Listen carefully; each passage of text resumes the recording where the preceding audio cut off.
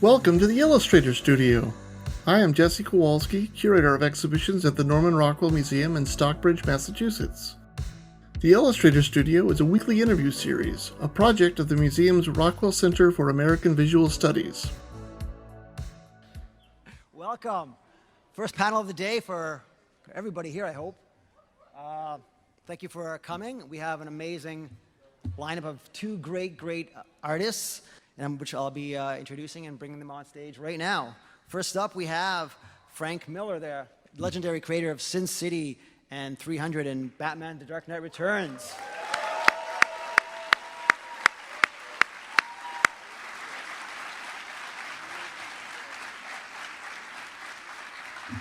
Good to be here. Next up is the award-winning children's writer and artist, children's book author and artist, Tony DiTerlizzi.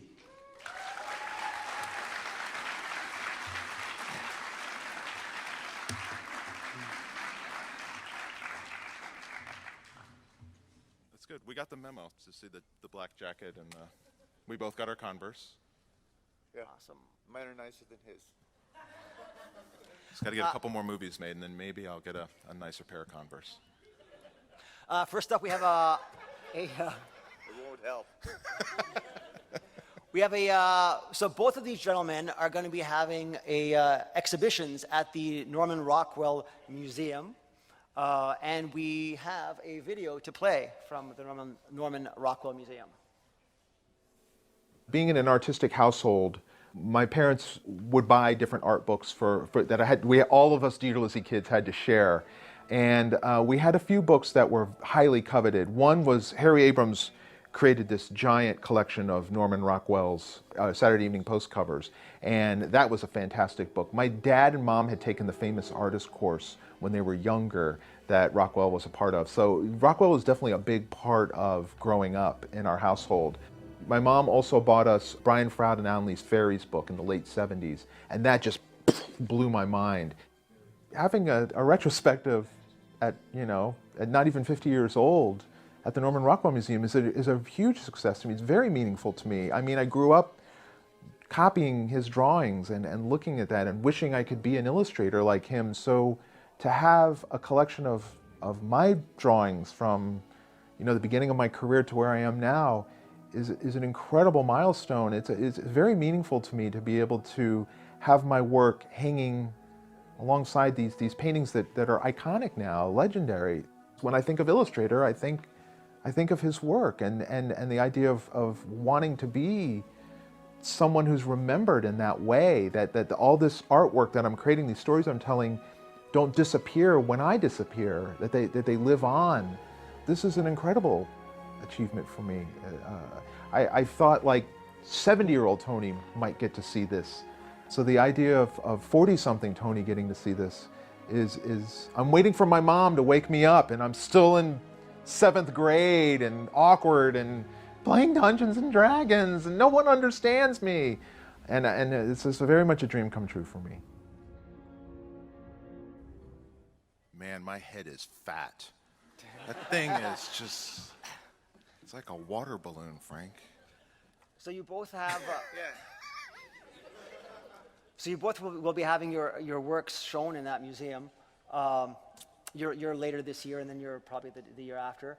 What was it about Norman Rockwell that you guys looked up to?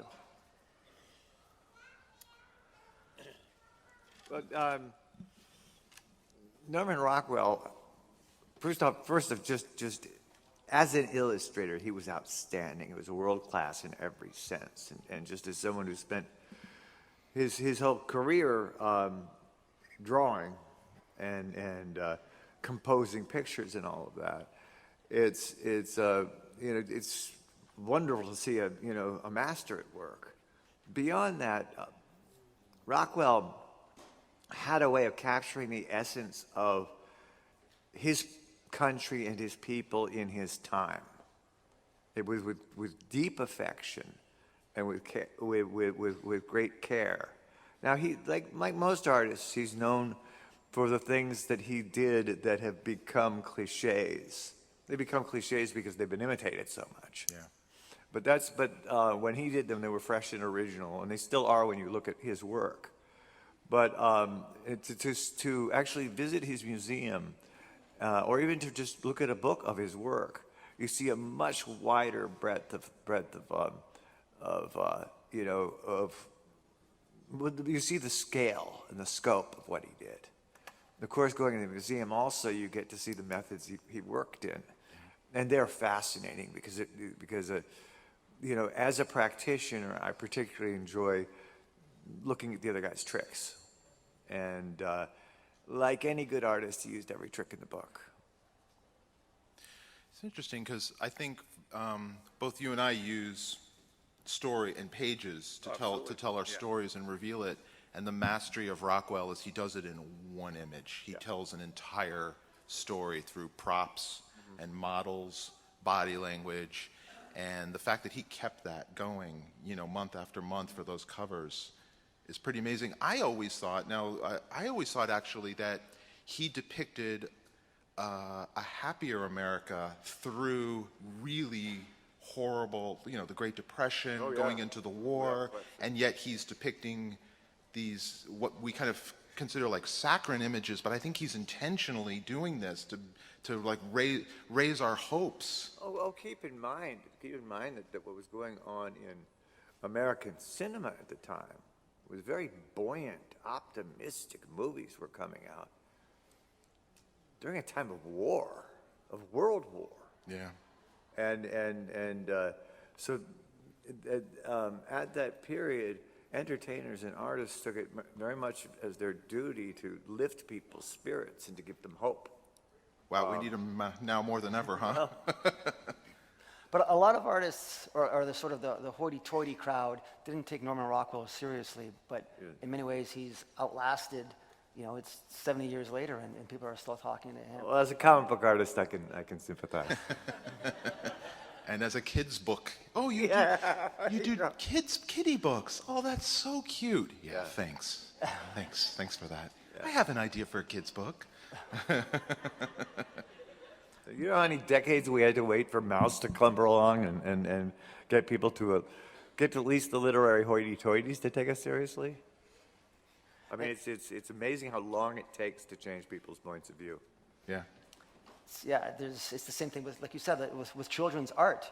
I mean, children's art goes back hundreds of years and is in museums, and people still sort of look at it as a bit of a downgrade because you're not like in the New York art scene. Tony and I have conversations whenever we meet about artists like Tennille and Arthur Rackham, and other people whose names are unrecognized by most of the public, but who are real legends in illustration, and there just became this bizarre division that I don't know if it started in England or in America, of separating illustration into adult and children's categories. Yeah, and yet the interesting thing is when we're young, infants, some of our first exposure to art is through books. Yeah. Here's a copy of The Very Hungry Caterpillar. I'm going to read you Goodnight Moon. Here's Dr. Seuss. Here's Maurice Sendak. I mean, for me, that's not just forming my view of drawing and art and pictures. And then that dialogue now continues into, if you become a reader and if you love visuals and you need visuals to understand and comprehend what you're reading as you're grasping this superpower, frankly, to be able to look at these words on a page and get emotion, that moves into comics. I feel like it all lives in that kind of really important part of the formation of who we are as young people. So when you guys were young, who were the people that you guys were looking up to and trying to emulate? Oh, wow. Jack Kirby, I'd have to say would be the biggest one. And then as time passed by, I discovered Will Eisner when Dennis Kitchen started reprinting the Spirit. And many others, but the next big breakthrough for me was when Forbidden Planet opened its doors in New York City, and I discovered the world of European comics and Japanese comics, and so that was when I obviously got exposed to Jean Giraud, Mobius, but also jewels like Jacques Tardy, who remains one of my absolute favorite comic book artists. You know, speaking of Eisner, I don't know if I've told you the story. When I graduated from art school down in Florida, Will Eisner was teaching a class. Sure. So I took this class thinking either I could learn to do comics or what I'd glean from the way comic artists think would be incredible. And it was me, one other artist, and about 20 comic book collectors in this class. And Will would be at the easel going, now when I drew the spirit, and he'd rip it off, and then, but when I drew this one, and he'd rip it off. And at the end of the class, they would just So we had to bring in 3 comic book artists that we looked up to. Yeah. And I brought in popular artist of 1990. So in that year, I don't want to badmouth anyone, but I remember him looking at him going, crap, garbage. Oh, Frank Miller, he's good. I like that guy's stuff. That's not what he told me. But actually, I would get together with Will, and it's the mentors I've had have all had a very New York habit of ripping me to pieces. You know, the first one was Neil Adams, and then there was Will Eisner, and in both cases they would simply look at the work and tell me everything that was wrong with it. After a while, I realized not to get my ego too bruised because this man was spending an hour and a half telling me how bad my work was. Ah, nice. There's a lot of flattery in that. That's awesome. I had Also, but with Will, I'm sorry, but with Will, it also turned into an ongoing dialogue that never ended. That's awesome. That he and I would argue well into the night. There was, and we eventually did the book together that was supposed to be me interviewing him, and it ended up being an extended debate, the Eisner Miller book. And for that, Charles Brownstein and I went to Florida and stayed near his home and visited him every day, and we taped these long conversations, and it was fascinating to see how it shifted, because at first it was Mr. Eisner, sir, and by the end of it was like, yeah, you're crazy, you know, and we were just throwing lines back and forth. I learned more from that book than anybody who reads it could, I think. It's awesome. It was amazing. I had a lot of artists that I talked in the little film with my fat head about Norman Rockwell and Brian Froud, but one of my big heroes happened, I met in 5th grade. So we had to do this, we had to do book reports. And we had to do oral book reports. Did you have to do that? Oral book reports? Oh, yeah. It's like oral surgery. You know, you just get up there and tell everybody. For public speaking. Yeah.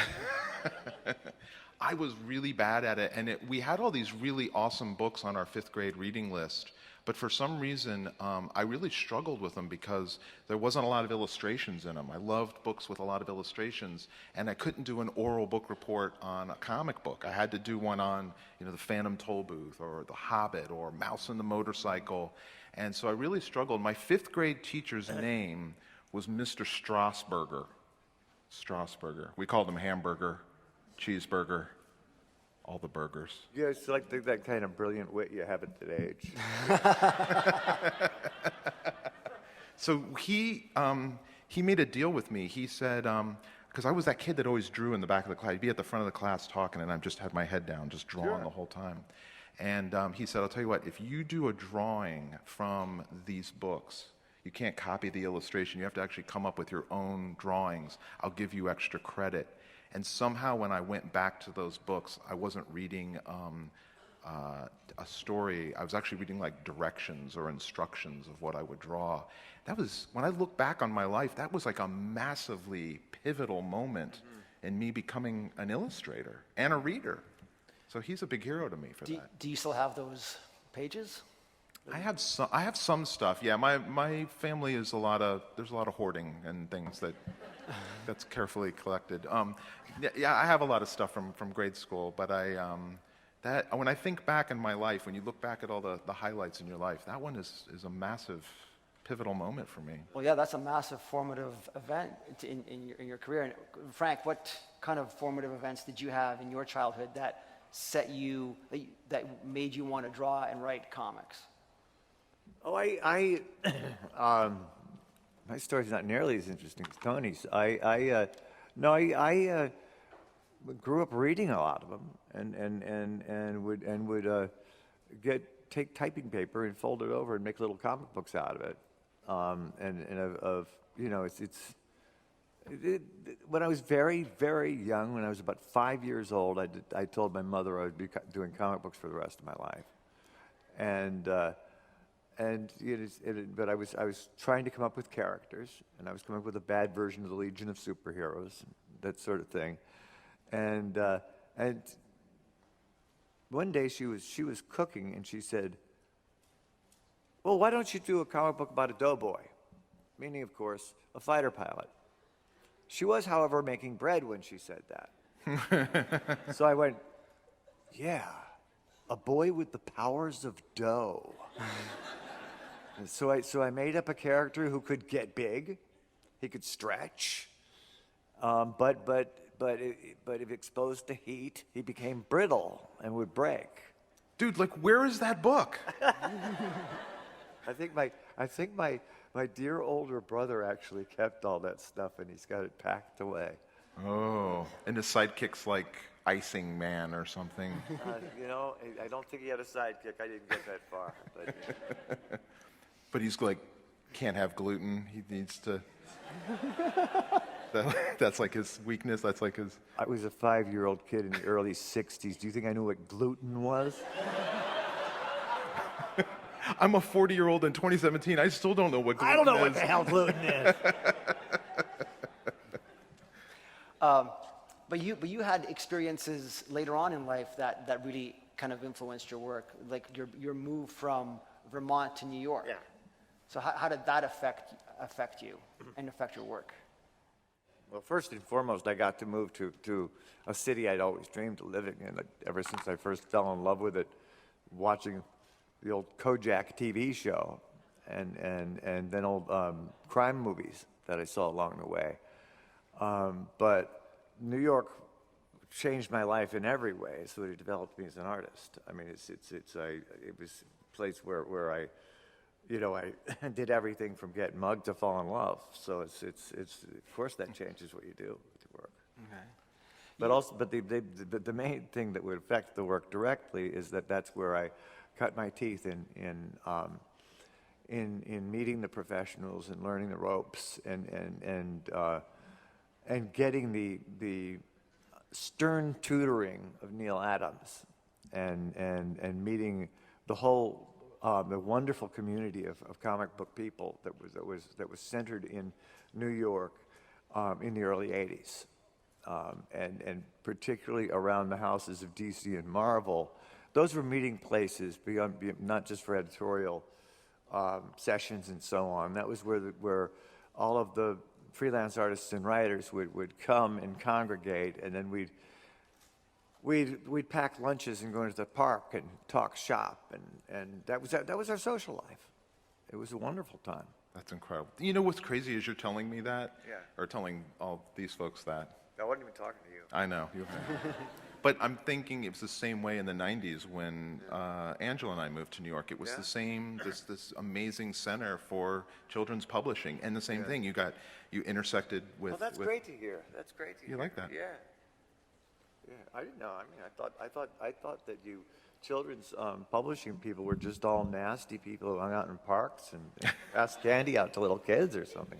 Do you know how awkward it is when you don't have a kid and you see the perfect model for your next book and you're just like a dude coming up to some family? Oh, that's right up there with seeing an absolutely beautiful young woman in the street and wanting to say, "I've got a character you'd be perfect for. Would you come to my studio so I can draw you?" Yeah.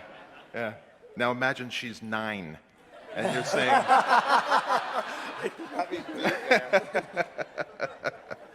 Welcome to my world. Now, Frank, Bless you.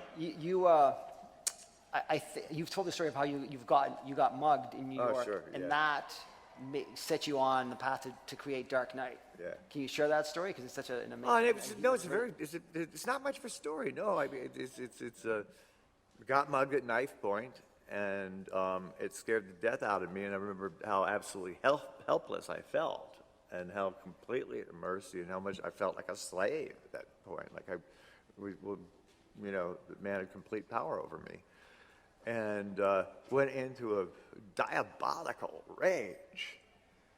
So I was like storming around like Charles Bronson for a few days there, and finally I decided I better turn this into a comic book. And I right around the same time, Dick Giordano at DC Comics said that he wanted to talk to me about Batman, because he said I go to these conventions and he's the most popular character we've got, but we can't sell him. The book, we're cutting titles. We're talking about cutting frequency. So if you got any ideas about Batman, now,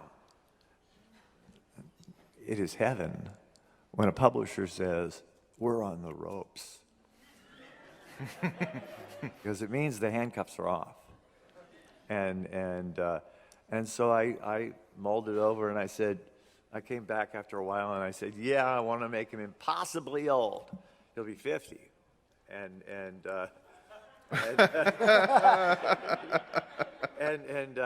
he's going to come back, and he's going to be meaner than ever. And there was, great, that's perfect. I said he's going to have a Batmobile that's like a tank.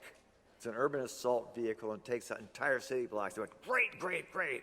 I said, bodies are going to be flying everywhere. Great. And I'm getting rid of the yellow circle. No!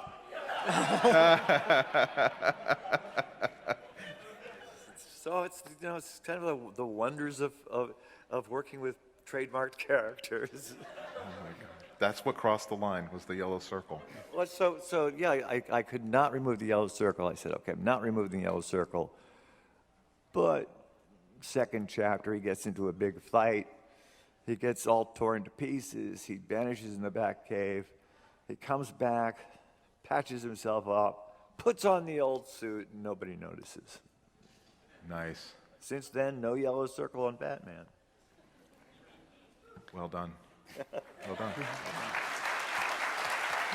See, the thing about the yellow circle was there were two things about it that didn't work. One was, why wear a target if you're Batman, But the other thing is it took it from being this big, square, cool Dick Sprang emblem and turning it into this kind of effeminate little curly Q bat that it was like, oh, there's Batman. And I Like an old rubber dangly Yeah. Halloween bat. yeah, it Yeah. just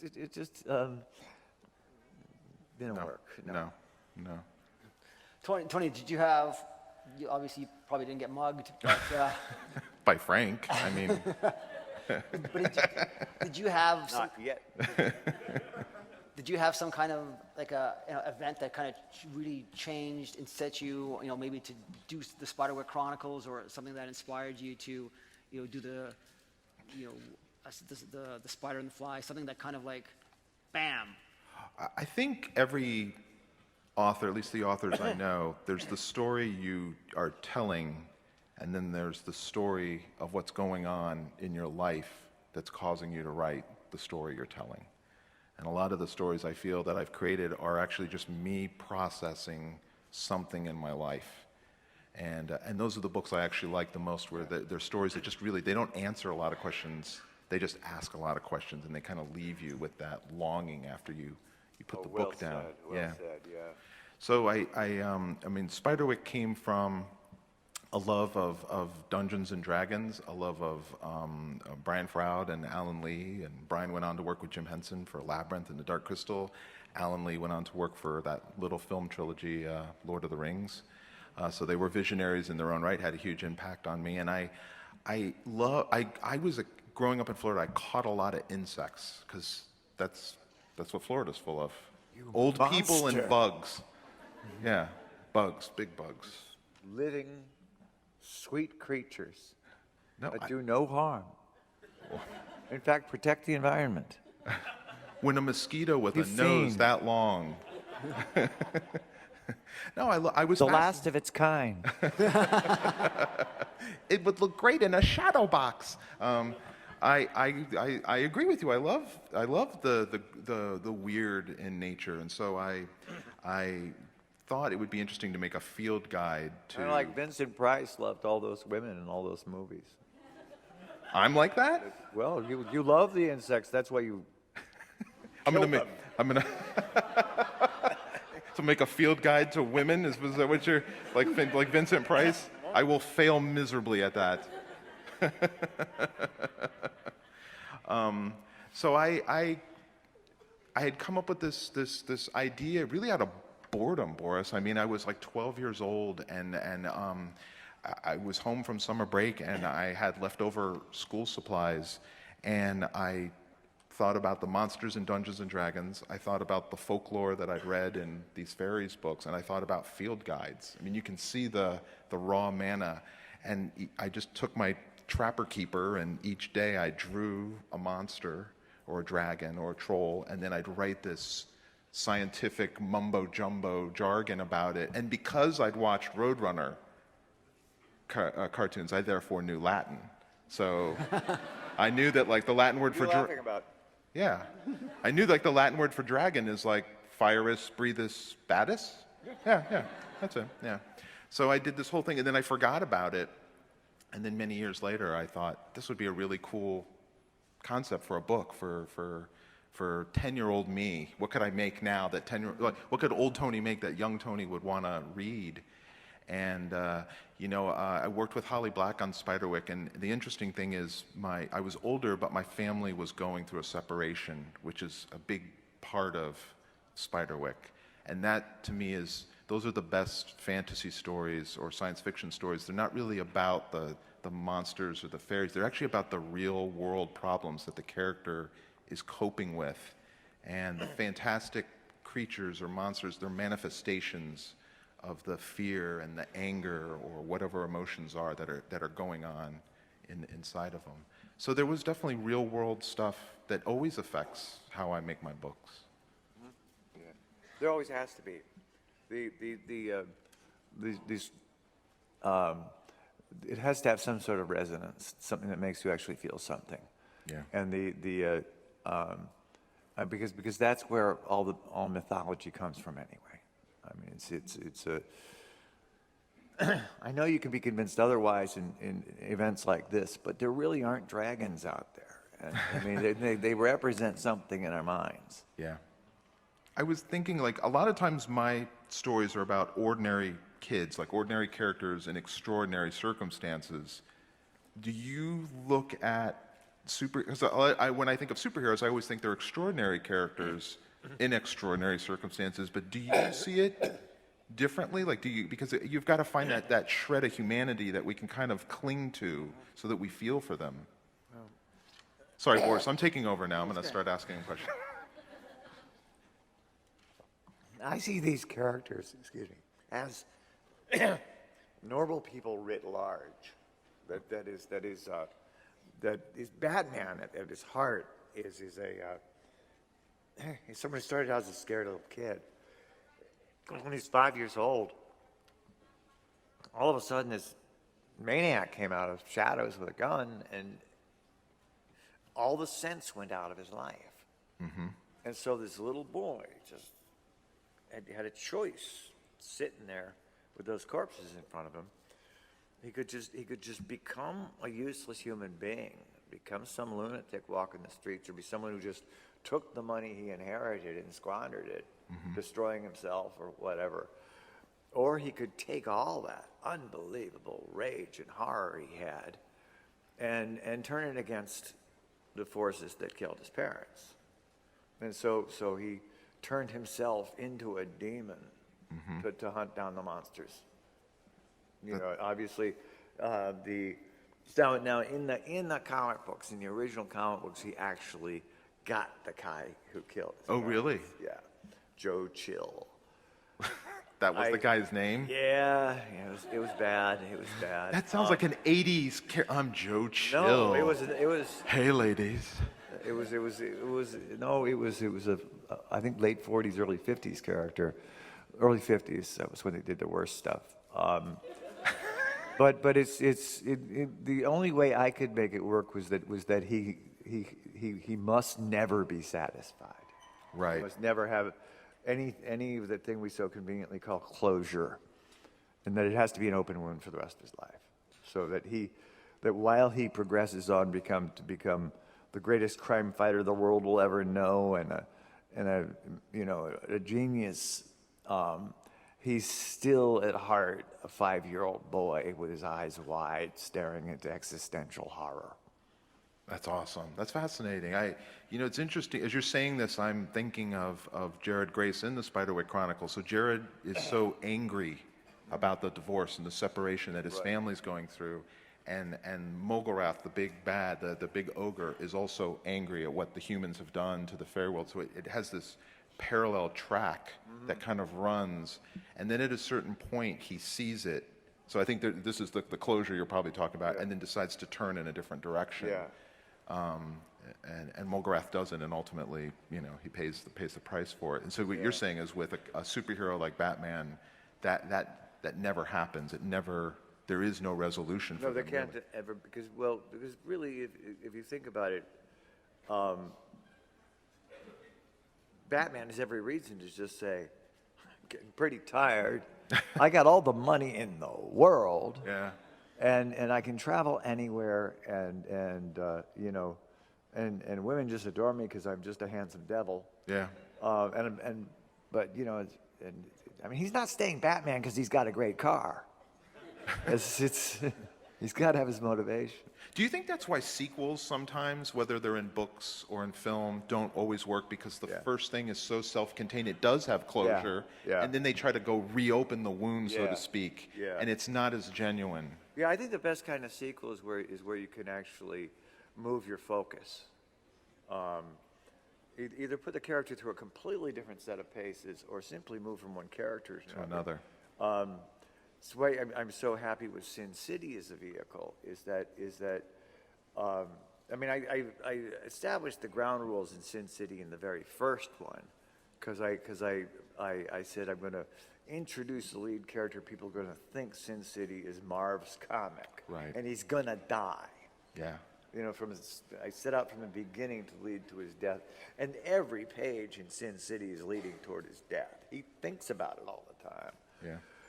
But once he died, then I figured I'd establish that this was a very dangerous place, Right. and I'd have all the freedom in the world. So the real main character is the city itself. Absolutely. How do you guys tackle bad guys? We've been talking about heroes here. Now what makes a With great relish. Yeah. Yeah. They're only as good as their antagonist, as the bad guy. Again, They're often a lot more fun to write. yeah. I kind of think of with Spiderwick. When Holly and I were working on it, we thought of Jared and Mogarath are kind of the same. He's like the bigger mutation of Jared.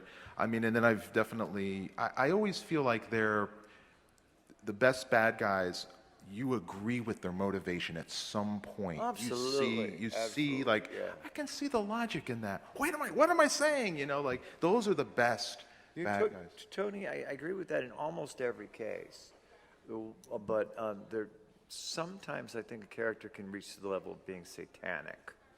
And when I got to the Joker, I just decided I looked at some of the oldest versions of the Joker back in the Jerry Robinson days and so on.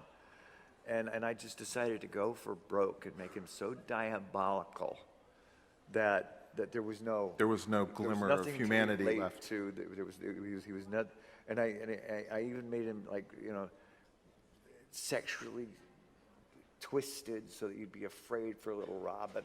Yeah. When he was around, and there was hints at what had happened to Jason Todd and so on. And in that case, I wanted him to be a devil.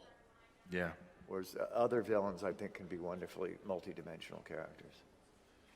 That's interesting. I definitely feel like with the books that I've written for children, I kind of take these manifestations of the fears that I had when I was 10, you know. Sure. What would happen if I lost my parents? Yeah. You know, how would I survive?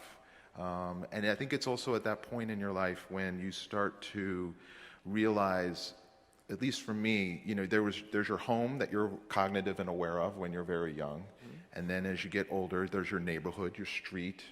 And it's really, for me, I felt, at least for me, as you're leaving elementary school and going into middle school, that's when you start to really become aware of the world, the larger world. That's when you start to see the news and the stuff that's going on in a bigger, your parents can't shield you from it. And that's when the real fears start to creep in. Well, that's an interesting observation, Tony, because I remember being horribly afraid when I was in first grade. I grew up in farmland, Vermont, and some of those bullies beat the snot out of me. That's true. No, that's. I mean, I believe childhood can be full of terror.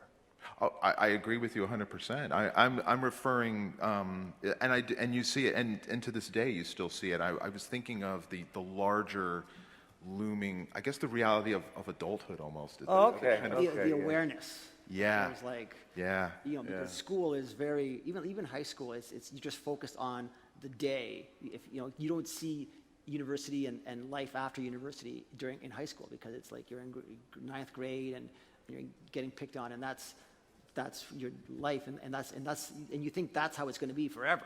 That's true. I would have killed myself if I thought that was with me forever. But I think those antagonists in real life, I mean, who am I to say? But I mean, if you had not been attacked, would you have created Dark Knight? Would you have done it? No, I can't imagine. No, I mean, it's I don't know what kind of person any of us would have been if we'd grown up in a perfectly benign world. I mean, I just don't think we really have much use for comic books. Yeah. I mean, it's or for heroic stories anyway. Yeah. It does take a certain amount of adversity for there to be any reason for any kind of heroism. Yeah. Just switching tack here, you both have had your works translated into movies. How has that experience been for you both, and how is it like seeing your heroes change on screen? I mean, you're going to have a much longer answer than me. I think that what a book has to accomplish for its readers to entertain those readers is different than what a film has to accomplish and deliver for its viewers. For me, if the core philosophy, the core theme can be maintained, and the integrity of the hero and what that hero has to do, the paces, as you said, they have to kind of go through to get through this change, this cathartic change in their life. If that can be maintained, then I feel like we're off to a good start. And fortunately for Spiderwick, that the filmmakers held on to that. So I was very, very happy at that very philosophical, simple level. You know, that's because I think we've all read a book and you see the movie or the TV show and you're like, what did they do? Like, what happened? That you know, he wouldn't do that. She would never say that. That's when I think the filmmakers have pivoted too far from the essence of who the character really is. Yeah. That's really that would be my answer with as far as heroes and protagonists are concerned. What about for you though? Well, my experience was magical, in that it's kind of funny actually, because I had done some work in Hollywood, and I'd had my part in making a very bad movie, and I sat down to start Sin City after that, and I said, well, I'm just going to do a comic book that can't be adapted, that nobody can possibly make a movie out of this thing. And so I sat down, I started Sin City, and I said, but the thing is what I got in mind is so personal, nobody's going to want to read it, so I'll just bury it in this little anthology Dark Horse Presents. And well, obviously people liked it, so it got its own title, and it kept going.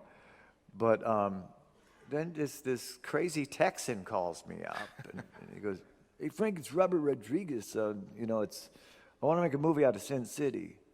And I said, "No." and he went, "What?" I said, "No, I worked on a movie once. It didn't work out real well, and I see, this is my baby, and I don't want it to turn into anything else, because I don't want people to just think of it as being a bad movie." Mm-hmm. And he said, "Okay." Then my editor, Bob Schreck, calls me up a couple days later. No, it was the next day, and he said, "Frank, you're an idiot."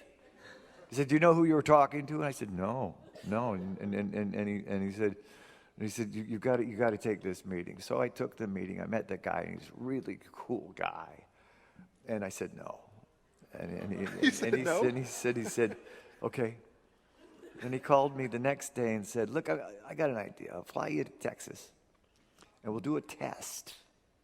Just a little test. Take one of your short little stories, and it'll be like a 2-minute thing. If you don't like it, we'll just have a fun little movie we show to friends." And I said, "How do you turn that down?" So I took the flight to Texas, and he had his whole crew set up, and he had 2 actors, Josh Hartnett and Marley Shelton, ready to play in my little story, "The Customer's Always Right," which wound up being the first 2 minutes of the movie. And we shot it, and at the end of it, I just walked over and shook his hand and said, "You're right, when do we start?" And the whole adventure began. Rodriguez is an amazing man. That's awesome. Yeah. That is very, very cool. Yeah.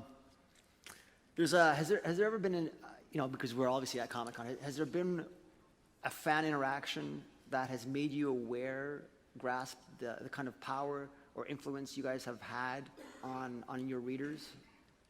I think when a kid or an adult comes up and says, I want to draw, I became an artist, or I want to be an artist because I saw your work, that validates. Yeah, that's right. I mean, I told this to one of my heroes, Brian Froud, many years ago, and Brian said, we're all linked. We're all links, like in a chain that is all interconnected. Yeah. And so the idea of being linked to someone like Brian, who's linked to Arthur Rackham, and being linked to someone like Frank, and then us creating, inspiring other people. Mm-hmm.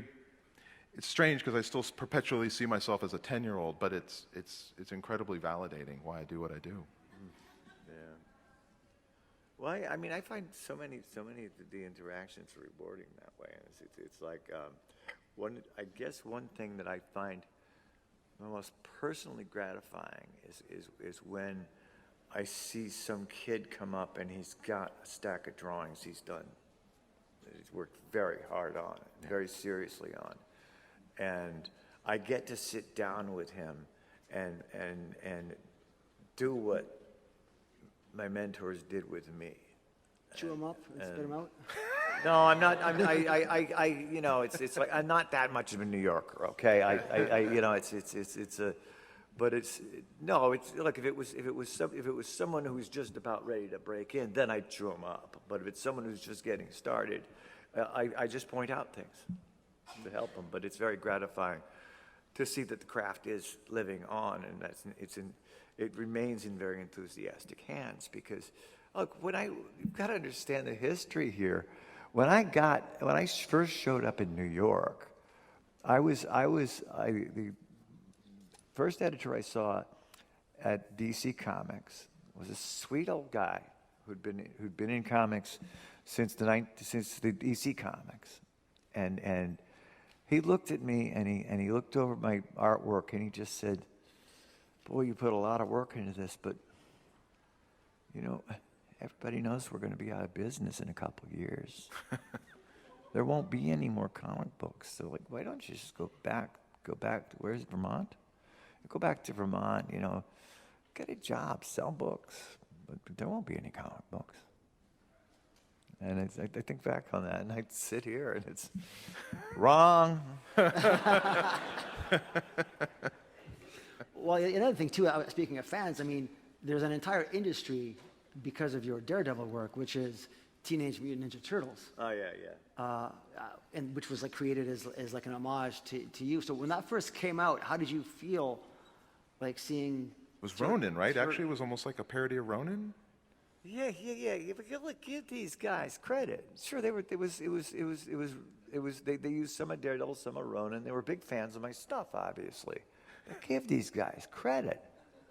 They came up with about the best damn name for a comic book anybody ever heard of. It was every cliche, trendy thing in comics at the time packed into one thing with turtles tacked on the end. Yeah. Because they couldn't draw people.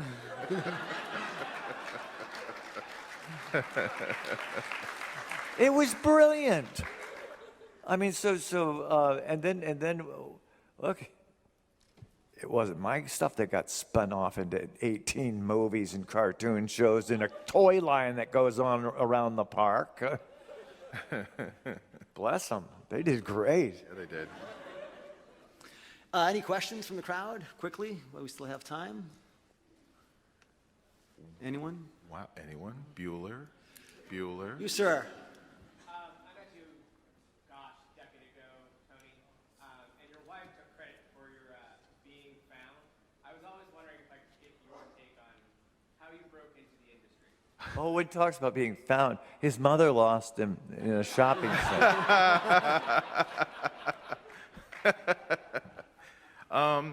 My wife did break me into that. It's just true. I'm very fortunate in that I have an incredible partner and my best friend in Angela. And yes, she's here. I know she's here.